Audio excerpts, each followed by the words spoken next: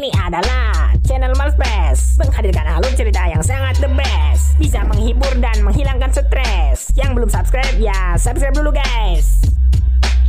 9 dari 10 orang belum mengetahui kalau dengan memencet like dan memberi komentar adalah dukungan untuk membuat channel favorit kalian semakin naik dan berkembang. Terima kasih bagi yang udah, dan inilah alur cerita si episode 5. Episode kali ini dimulai dengan diperlihatkannya kehancuran istana Ratu Ken akibat tindakannya yang mematikan semua mesin di bendungan. Tampak air mulai meluap perlahan hingga bangunan bendungan tidak mampu menahannya lagi. Rumah-rumah penduduk yang berada di sekitar bendungan seketika hancur dilanda oleh banjir besar. Penduduk yang tidak menyadari akan adanya bencana tersebut diperkirakan tidak ada yang selamat. Sementara itu, Ratu Ken melarikan diri bersama seorang pelayan setianya bernama Niri dan seorang kusir. Setelah menunggu dengan penuh harapan akan kembalinya Jerla Marel, Ratu Ken yang kecewa dan putus asa atas cintanya akhirnya memutuskan untuk pergi mencarinya sendiri. Di sisi lain, Paris mengungkapkan kebingungannya tentang isi kantong yang dimiliki oleh Magra. Ia merasa penasaran seberapa berharga benda warisan ayahnya tersebut, sehingga Magra rela membahayakan keluarganya untuk mencarinya. Paris mengira bahwa Magra akan berbagi informasi dengan dirinya sebelum yang lain. Namun hingga saat ini Magra tetap merahasiakannya. Ingatan Paris tentang kata-kata peringatan Jerla Marel terus mengganggunya. Peringatan Jerla Marel yaitu menyuruh Paris untuk berhati-hati terhadap Magra. Paris penasaran dengan maksud dalam peringatan tersebut. Tapi Magra meyakinkan bahwa dirinya tidak memiliki niat jahat. Sementara itu, Baba Boss, Haniwa, dan Kofun sedang melacak jejak si pencuri. Berkat intuisi dari Baba Boss yang tajam, mereka berhasil menemukan markas si pencuri yang tidak terlalu jauh dari lokasi mereka. Di sekitar markas tersebut terdapat banyak barang dan sampah yang ditimbun secara sembarangan. Sepertinya, si pencuri telah lama menjalankan aksinya.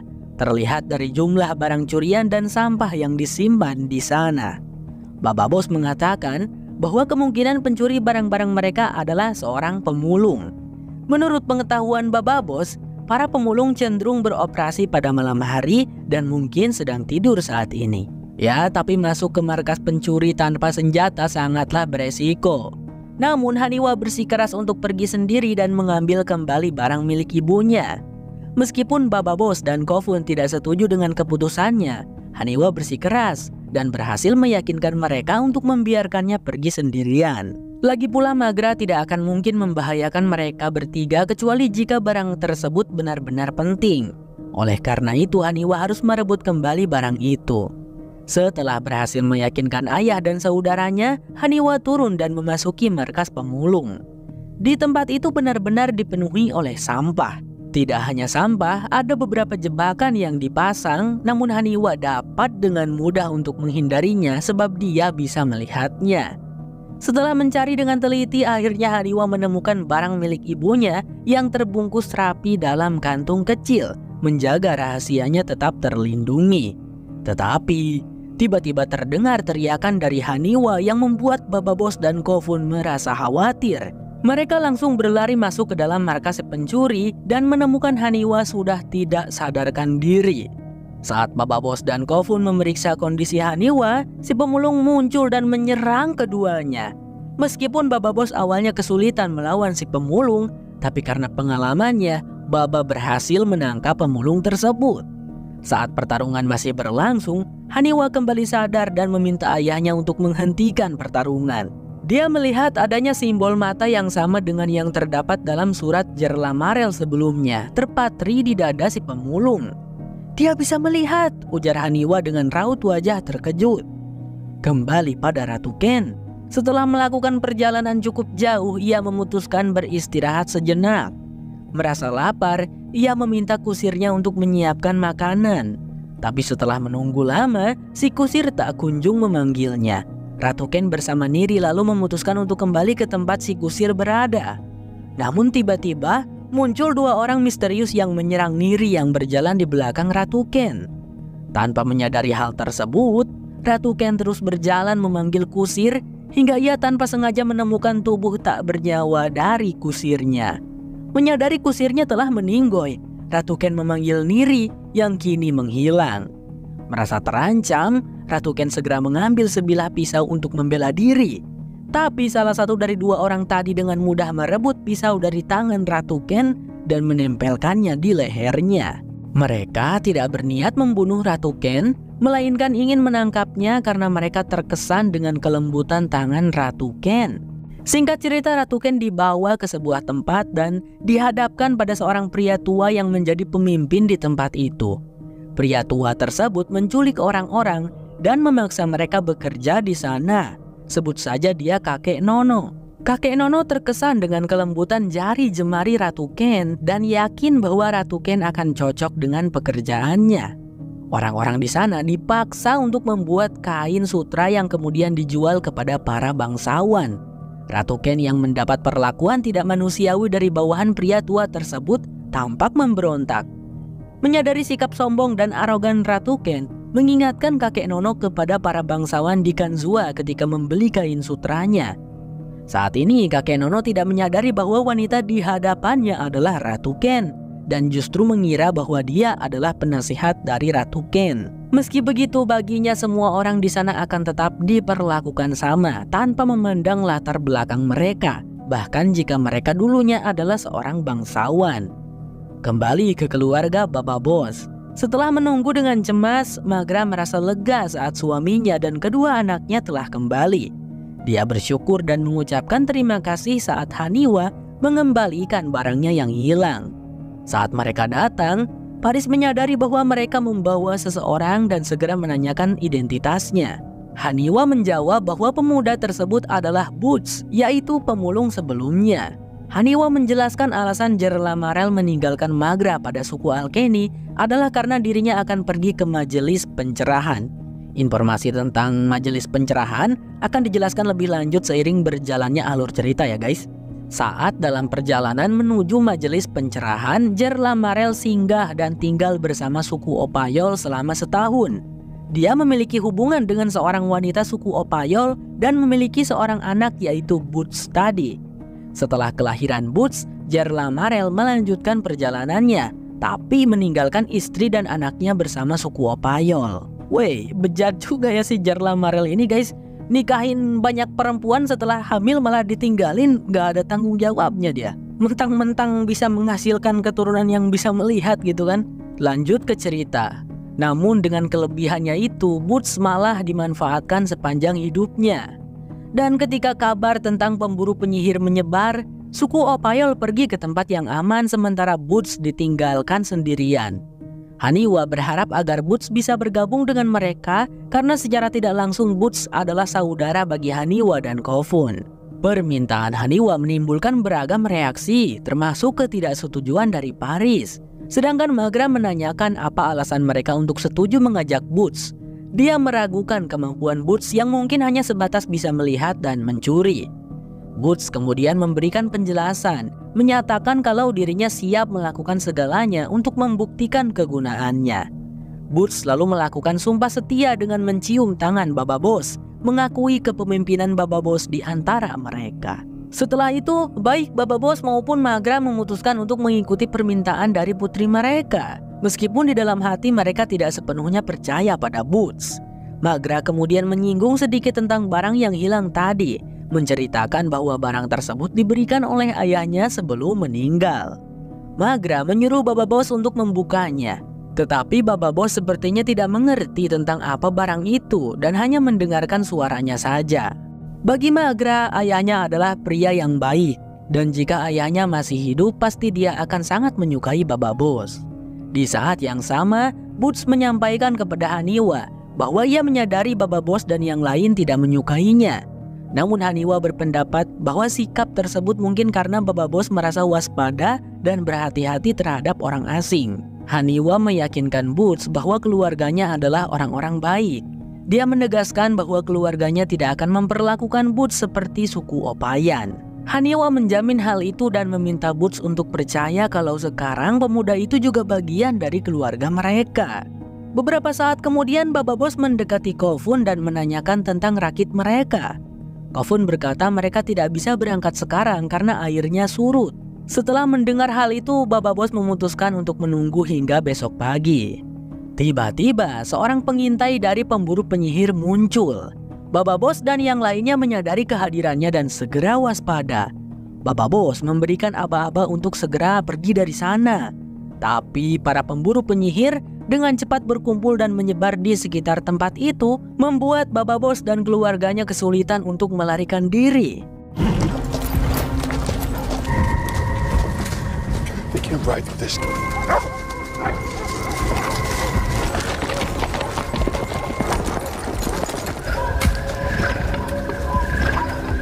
Baba Bos meminta Haniwa untuk membawa Magra dan Paris ke tempat yang aman. Sementara para lelaki dan Bow akan menghadapi para pemburu penyihir tersebut.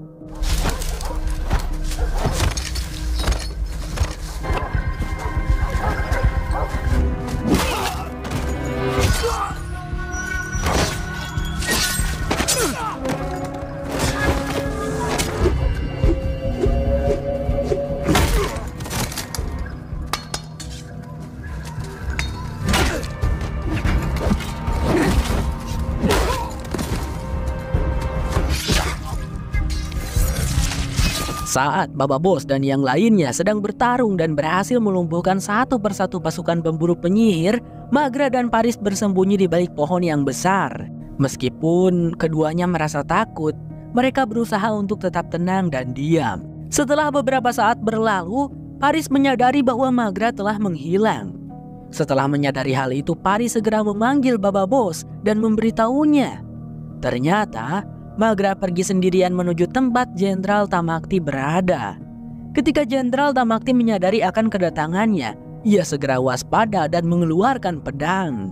Tetapi Magra sendiri tampak berjalan dengan penuh percaya diri tanpa rasa takut. Ketika Jenderal Tamakti berjalan mendekatinya dan hendak menyerang, Magra mengacungkan jarinya yang tampak memakai sebuah cincin. Sepertinya suara dari cincin tersebut terdengar familiar di telinga Jenderal Tamakti. Tamakti kemudian segera menyadari bahwa wanita di hadapannya adalah Putri Magra, saudari Ratu Ken yang selama ini diketahui telah meninggal. Oh, ternyata barang pemberian ayahnya Magra itu adalah cincin tersebut, guys. Pantesan sangat penting dan berharga bagi Magra. Oh, jadi ternyata ayahnya Magra juga adalah ayahnya Ratu Ken. Ketika mengetahui bahwa wanita di hadapannya adalah seorang putri, Jenderal Tamakti dengan cepat berlutut dan memerintahkan pasukannya untuk memberikan penghormatan kepada Magra.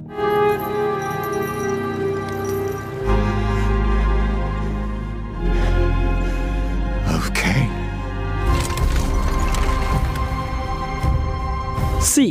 Bersambung berlanjut ke episode 6. Baba Bos yang merasa frustasi karena hilangnya Magra meluapkan kemarahannya dengan membunuh para pemburu penyihir satu persatu. Tak lama, Haniwa dan yang lainnya datang berkumpul di tempat Baba Bos untuk menyampaikan sesuatu. Haniwa berkata kalau Boots sempat melihat Magra pergi ke tempat Jenderal Tamakti. Boots lalu menceritakan jika Magra pergi menemui Jenderal Tamakti untuk memohon pengampunan. Tapi sayangnya dia malah dibunuh. Boots mengaku melihat sendiri saat kepala Magra ditebas oleh jenderal kejam tersebut. Di sini kita tahu kalau Boots sudah berbohong, tapi belum diketahui alasan sebenarnya mengapa dia melakukan itu. Meskipun Baba Bos merasa terkejut dan meragukan perkataan dari Boots, dia memutuskan untuk memastikan keselamatan anak-anaknya terlebih dahulu. Mereka harus segera pergi dari sana sebelum para pemburu penyihir berhasil menangkap mereka. Boots kemudian menawarkan tempat aman dan membawa mereka menuju sebuah gua kecil.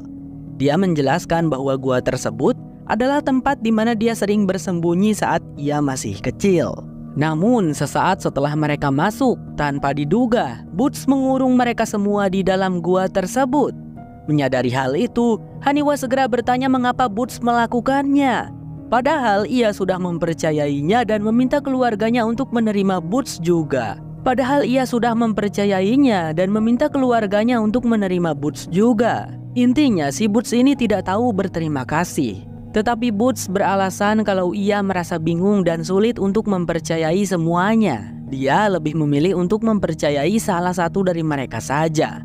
Haniwa tidak mengerti dengan perkataan dari Boots, tapi pemuda itu tidak berniat untuk menjelaskannya dan segera pergi meninggalkan mereka di sana. Kofun yang kesal mulai menyalahkan Haniwa. Menurutnya, situasi ini terjadi karena sikap keras kepala Haniwa yang enggan mendengarkan pendapat keluarganya dan lebih mempercayai orang asing. Haniwa yang merasa sedih dan menyesal tidak membela dirinya dan hanya bisa menangis. Tetapi, kurungan tempat mereka berada tiba-tiba mulai bergerak turun menuju ke dasar gua. Apakah itu sebuah lift? Khawatir karena tidak adanya penerangan, Haniwa memutuskan untuk membakar surat dari Jerlamarel. Namun mereka menyadari bahwa api yang dihasilkan dari membakar surat Jerlamarel tidak akan bertahan lama. Oleh karena itu, Baba Bos meminta mereka untuk mengikutinya dalam mencari jalan keluar. Ya, karena Baba Bos tidak butuh penerangan ya guys ya. Dia tidak akan kesulitan meskipun keadaan gelap gulita. Itulah kelebihan yang tidak dimiliki oleh seseorang yang bisa melihat. Di sisi lain, Magra terlihat berada di perkemahan pemburu penyihir. Jenderal Tamakti merasa penasaran dan bertanya bagaimana Magra bisa bertahan dan tetap hidup selama ini. Namun Magra menolak untuk memberitahu Jenderal Tamakti sebelum dia membawa keluarganya dalam keadaan selamat terlebih dahulu. Akhirnya Jenderal Tamakti menerima persyaratan tersebut. Setelah memerintahkan pasukannya untuk menangkap Baba Bos dan yang lain tanpa melukai mereka, Jenderal Tamakti kemudian meminta Magra untuk mulai menjelaskan semuanya. Magra lalu berkata, saat raja sebelumnya yang merupakan ayah dari Ratu Ken dan Magra sedang dalam kondisi sekarat, Ratu Ken bersumpah untuk menjalankan kewajibannya sebagai ratu dengan baik, serta merawat adiknya yang masih kecil saat itu, yaitu si Magra. Ratu Ken yakin dengan sepenuh hati bahwa tahta akan diwariskan kepadanya. Tapi harapan itu hancur ketika ayahnya memilih untuk mewariskan tahta tersebut kepada Magra. Karena saat itu Magra masih sangat muda, tidak ada yang mendukungnya menjadi seorang ratu. Sehingga tahta itu berhasil direbut oleh kakaknya sendiri yang tidak lain adalah Ratu Ken. Satu pertanyaan yang terlintas di benak Jenderal Tamakti adalah, mengapa Ratu Ken mengatakan kalau Magra telah terbunuh oleh Jerlamarel? Karena kenyataannya, Jerlamarel adalah orang yang Ratu Ken cintai sekaligus calon suaminya. Magra tidak mengetahui alasan mengapa Ratu Ken berbohong, namun pada saat itu ia memilih untuk melarikan diri setelah menyadari bahwa ia gagal merebut kembali tahta yang seharusnya menjadi miliknya. Sementara Jerlamarel sendiri enggan tunduk pada kekuasaan Ratu Ken dan memilih untuk melarikan diri bersama Magra. Ketika ditanya tentang keberadaan Jerlamarel saat ini, Magra menjawab bahwa ia tidak mengetahuinya. Magra kemudian mencoba meminta dukungan dari Jenderal Tamakti untuk merebut tahtanya kembali. Tetapi Tamakti memilih untuk tetap setia kepada Ratu Ken. Setelah menganggap percakapan itu sudah cukup, Jenderal Tamakti berniat untuk pergi. Magra kemudian bertanya, setelah Jenderal Tamakti berhasil menemukan keluarganya, apakah dia akan melepaskan mereka? Namun Jenderal Tamakti pergi tanpa menjawabnya. Di sisi lain, tampak Ratu Ken yang mau tidak mau mulai bekerja di pabrik kain sutra. Sayangnya Ratu Ken tidak serius dengan pekerjaannya dan malah berbincang dengan seorang pekerja yang bernama Cora. Seorang pengawas yang menyadari Ratu Ken berhenti bekerja segera mendatangi dan memperingatinya. Tapi karena sikap Ratu Ken yang masih saja sombong dan arogan, membuat pengawas itu marah dan memberikannya beberapa pukulan hingga Ratu Ken pingsan. Will you get up for me? Let me know when she stirs. No. Shedding his skin. Revealing something. Kembali pada keluarga Baba Bos. Setelah menjelajahi dasar gua untuk waktu yang cukup lama, mereka tiba di suatu tempat yang terang oleh sekumpulan serangga yang bisa bercahaya. Di sana mereka bertemu dengan seorang wanita misterius yang bertanya mengapa mereka datang. Paris mencoba menjelaskan situasi di mana mereka dijebak oleh seorang pemuda hingga sampai ke tempat tersebut. Tapi tiba-tiba sekelompok orang menyerang dari belakang dan berhasil menangkap Baba Bos sekeluarga. Beberapa saat kemudian Haniwa tersadar setelah sebelumnya pingsan saat diserang oleh orang-orang tadi. Mereka tampak kembali dikurung dan segera berdiskusi tentang tujuan orang-orang tersebut yang hanya menangkap tanpa langsung membunuh mereka. Kofun mencurigai bahwa mungkin orang-orang itu sengaja menunggu hingga mereka saling membunuh satu sama lain. Tetapi Baba Bos dengan cepat meyakinkan bahwa hal itu tidak akan terjadi. Di sisi lain, setelah dipukuli oleh pengawas tadi, Ratu Ken terlihat sudah sadar dan sedang beristirahat. Cora, wanita yang berbicara dengan Ratu Ken sebelumnya, menghampirinya dan memberikan sesuatu untuk membuat Ratu Ken merasa lebih baik. Wajah Ratu Ken terlihat penuh luka lebam akibat pukulan, dan dia kemudian bertanya apa alasan Cora membantunya. Cora kemudian menceritakan tentang masa lalunya di mana ia dan 5 saudaranya sering disiksa oleh seorang ayah yang seperti monster. Cora berusaha bertahan dalam kekejaman tersebut tanpa tahu kapan akan berakhir. Pada usia 9 tahun, ia merasa muak dan memutuskan untuk mengakhiri penderitaannya dengan membunuh ayahnya ketika pria itu tertidur. Cora menegaskan bahwa bertahan dan tidak melawan dalam kehidupannya saat ini bukan berarti karena dirinya lemah. Setelah mendengarkan cerita dari Cora, Ratu Ken juga berbagi cerita tentang hubungannya dengan ayahnya. Meskipun tidak mengalami kekejaman seberat yang dialami oleh Cora, Ratu Ken merasa selalu diabaikan dan diperlakukan secara dingin. Ratu Ken kemudian mulai bertanya tentang beberapa informasi tertentu, seperti jumlah pekerja dan jumlah pengawas di tempat tersebut. Cora menjawab pertanyaan-pertanyaan itu dan juga memperingatkan tentang keberadaan Shadow di sana. Ratu Ken sepertinya hendak merencanakan sesuatu dan meminta Cora untuk membantunya. Ia ingin melibatkan pekerja lain dalam melawan kakek Nono. Merasa penasaran dengan identitas sebenarnya dari Ratu Ken, Cora mencoba menanyakannya. Ratu Ken yang telah mempercayai Cora memutuskan untuk mengungkapkan identitas aslinya. Hal ini ia lakukan untuk meyakinkan Cora dan para pekerja lainnya nanti agar mendukungnya. Kembali ke keluarga Baba Bos. Setelah terperangkap dalam gua untuk waktu yang lama, Haniwa dan Kofun merasa lelah dan akhirnya tertidur. Sementara Baba Bos dan Paris terlihat masih terjaga. Paris kemudian mengingat kembali pertemuan pertamanya dengan Baba Bos. Dari awal Paris tahu bahwa Baba Bos adalah sosok yang kuat namun juga rapuh. Paris menyadari bahwa Baba Bos telah mengalami banyak cobaan berat. Dan pada saat itu ia bertekad untuk menjaga Baba Bos agar tidak terluka seperti sebelumnya. Paris menangis dan meminta maaf. Merasa menyesal karena membiarkan Magra pergi setelah melepaskan genggamannya. Ia juga menyesali telah mendorong Haniwa dan Kofun untuk mengikuti jejak Jerlamarel yang mengakibatkan situasi saat ini. Baba Bos segera menenangkan Paris yang menangis dalam penyesalan.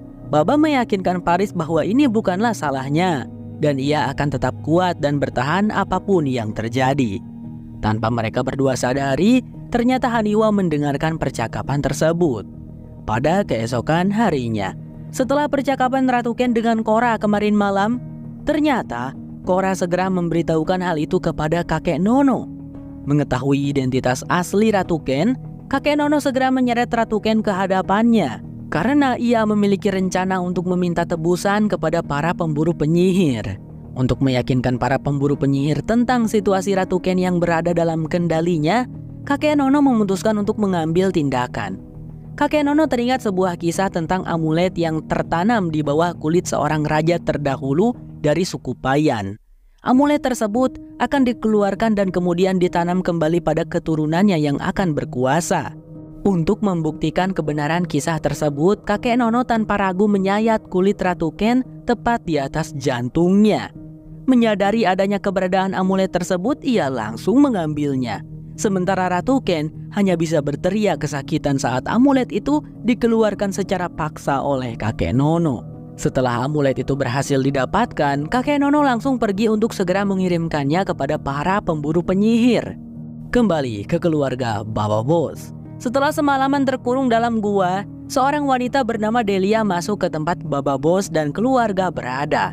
Menyadari tentang kedatangannya, Baba Bos segera bersikap waspada dan menangkapnya. Namun Delia meminta diberikan kesempatan untuk berbicara, sebab dia datang karena berniat membantu. Delia sedikit menjelaskan tentang tempat tersebut. Tempat ini sebenarnya adalah tempat tinggal yang nyaman dan tenang. Tetapi untuk melindunginya, tempat itu tidak boleh bersentuhan dengan dunia luar. Oleh karena itu, siapapun yang masuk tidak akan diizinkan untuk pergi. Paris yang curiga segera menanyakan alasan Delia datang ke sana dan apa alasannya ingin membantu. Delia menjawab bahwa ia percaya pada mereka karena dirinya juga pernah dijebak oleh seorang anak laki-laki. Saat Kofun bertanya apakah Delia mengenal Boots, Delia mengungkapkan bahwa Boots adalah putranya sendiri. Jadi Delia ini juga mantan istrinya Jerla Marel. Delia mulai menceritakan tentang perlakuan tidak adil yang dialami Boots karena kemampuannya yang bisa melihat.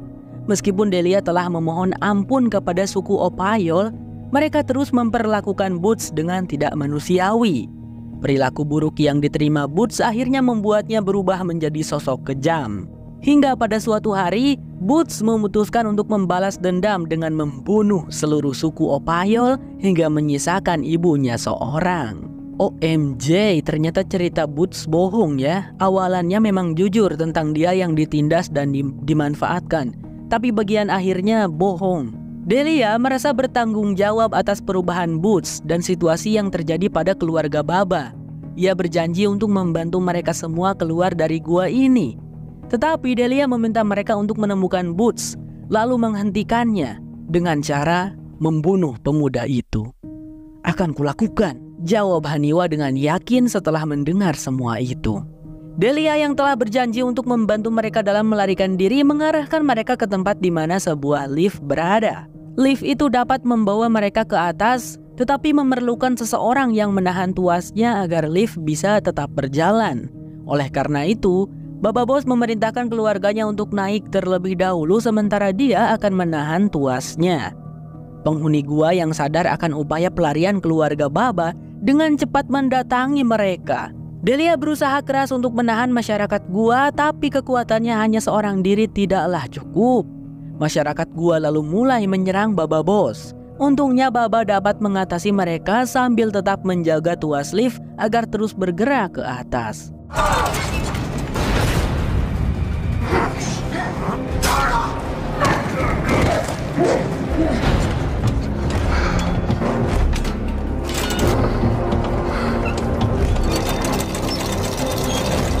Setelah Haniwa dan yang lainnya tiba di atas, mereka berusaha menurunkan lift agar Baba Bos bisa naik. Tetapi saat lift hendak diturunkan, tiba-tiba liftnya macet. Kofun bingung dan tidak tahu apa penyebabnya. Tapi tiba-tiba liftnya tergelincir sendiri ke bawah. Baba yang masih sibuk melawan penghuni gua untungnya berhasil menyadari bahaya tersebut dan segera menghindar dari lift yang jatuh. Karena lift tidak dapat digunakan lagi, Baba menggunakan sisa tenaganya untuk memanjat ke atas sendiri. Melihat ayahnya berjuang, Kofun mengulurkan tangannya untuk membantunya.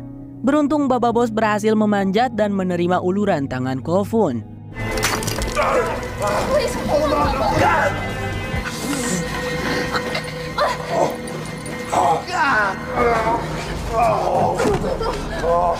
Setelah berhasil keluar dari gua, mereka segera memutuskan untuk meninggalkan tempat itu. Di tempat lain, Jenderal Tamakti membawa seseorang kepada Magra sambil mengungkapkan bahwa orang itu adalah bagian dari keluarga Magra. Magra yang mengenali orang itu adalah Boots segera menanyakan keberadaan keluarganya. Namun Boots beralasan dia terpisah saat berhadapan dengan para pemburu penyihir. Di situ Boots mencoba mempengaruhi Magra dengan mengatakan kalau dirinya akan lebih berguna dibanding dengan keluarga Magra. Sebenarnya, tadi Boots melihat ketika Jenderal Tamakti dan pasukannya berlutut memberi hormat kepada Magra. Karena itu Boots memutuskan untuk setia dan melayani Magra setelah tahu kalau Magra bukanlah orang sembarangan. Boots bersedia melakukan apapun dengan syarat Magra tidak akan memperlakukannya dengan kejam. Di tengah-tengah pembicaraan mereka, Magra menyadari adanya keributan di luar. Ia lalu keluar dan segera bertanya pada Tamakti tentang apa yang terjadi. Tamakti awalnya enggan untuk menjelaskan, ia malah meminta Magra untuk kembali ke tenda. Tapi Magra menolak untuk menurutinya. Tamakti kemudian memperlihatkan surat yang dikirim oleh kakek Nono. Dalam surat itu, kakek Nono mengatakan telah menahan Ratu Ken dan meminta tebusan kepada mereka.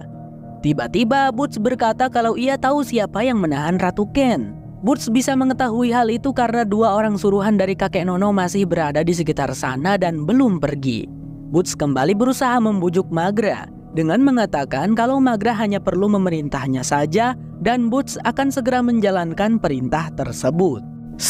Bersambung berlanjut ke episode 7. Terima kasih udah nonton sampai habis, sehat selalu ya buat kalian teman-teman. Saya Sam Sulkohar pamit dan bye-bye. Menyanyikan tentang kamu. Tangis, tertawa, amarah, dan gelisah menjadi bumbu, dan semua latar biru menjadi saksi bisu.